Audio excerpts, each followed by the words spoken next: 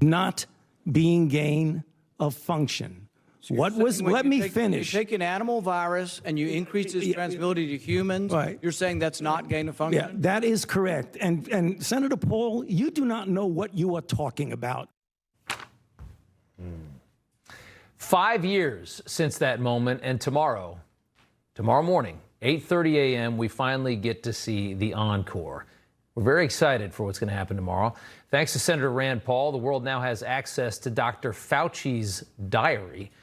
The retired mad scientist who loved all the fame that he gained at the height of the pandemic that he helped to start will have plenty of spotlight and cameras on him tomorrow, forced to answer for many revealing moments from his pandemic paper trail. So many things to talk to Fauci about. It's going to be an interesting day. It starts early.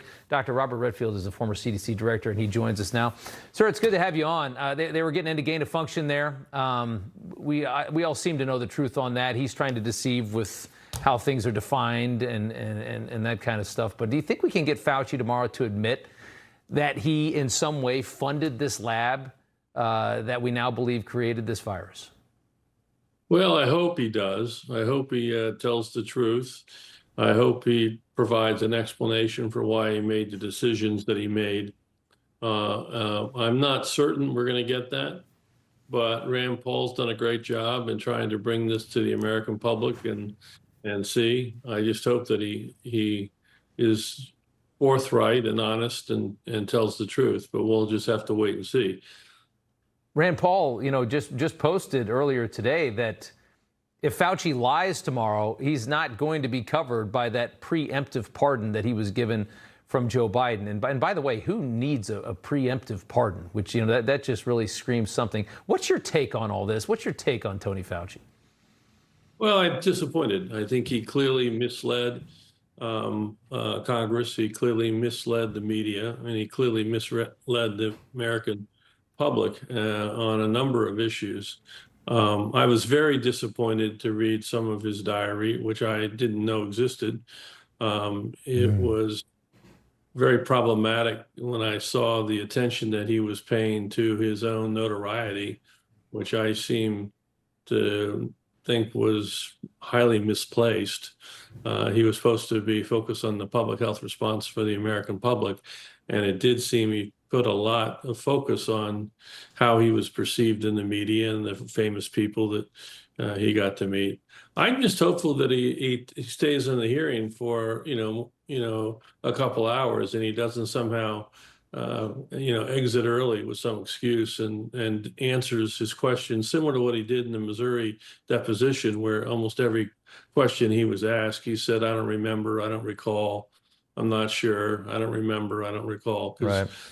But if he does, when they ask people, what is true, Dr. Fauci, is what you said in public on this day, and they have the tapes, is that truth, or is it what you entered on your diary this day? Right. Because they don't go together. Yeah. You can't have it both ways. Which one is true? Well, let's look at some of the diary here. It spanned 3 years. On lockdown, school closures, he had written in March 15, 2020. It's like day one of the pandemic.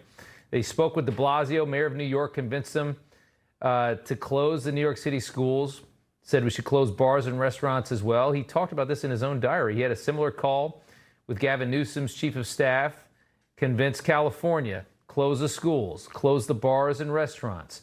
2 years later, when we all learned a lot more about the direction that we should have gone with this and that we should have probably moved toward herd immunity, and after we saw the tremendous damage that was done to our economy and to our education system, here's how Fauci sounded on these same issues. They always come back and say Fauci was responsible for closing schools. I had nothing to do. I mean, let's get down to the facts. You're not the head of a school board. Exactly. But that's a very telling moment right there. How do you take that? Yeah, I think, Rob, I think there's a number of those as you go through it. And it's very sad because on this issue, I was a strong proponent that the public health interest of the K through 12 was best served by staying in face-to-face learning. And I really tried hard to keep the schools open. I was very much against this 6-foot distancing, which I didn't think there was any scientific evidence for, which if you did 6 months distancing, the consequence was you closed schools, and Fauci, I talked to de Blasio also. I took a different position that I thought it was in the interest to keep the schools open. I thought it was just, disheartening for me to see him say that he had nothing to do with that when in fact he was on the phone trying to convince the mayor and the governors. And we were on phone calls with the vice president, with most of the governors in most of the states and in the White House task force. And Tony took the position that we should obviously close the schools and shut down restaurants and bars. I think that policy was a big mistake. Right. It's one thing to do the Mike Pence idea of taking a knee for 15 days and try to figure out how to keep these activities going in a safe way. It was another thing to shut them down. And that was a huge policy mistake. I'd love him just to say, I did the best I could. And in retrospect, that was a mistake. That was a mistake. I just published my own book, Redfield's Warning. Yeah. I encourage the audience to listen to, take a read of Redfield's it. Warning. And in that book, you'll see that almost every chapter I said, we got that wrong. We got that wrong. In retrospect, that was a mistake. I just think coming clean and acknowledging the mistakes would be in his best interest.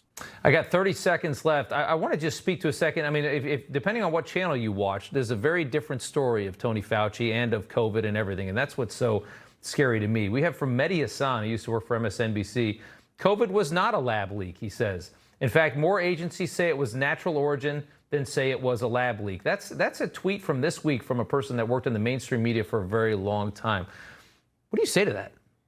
Well, it's just not truthful. As you know, all of the major intelligence agencies have now concluded that it's much more likely they came from the lab, and there's no doubt that this epidemic came from the lab. Unfortunately, there's no doubt that it was not an event of nature, and this is where Fauci has a lot of culpability. It was really a consequence of science. The gain of function research that was being done. It led to the greatest pandemic of since over 100 years and took the lives of over 20 million people in the world. That was not nature. That was science.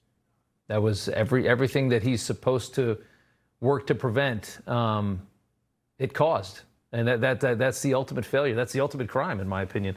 I got to leave it there. CDC Director Robert Redfield, former CDC Director. Thank you so much, sir. We appreciate it. God bless. Good to see you. Okay.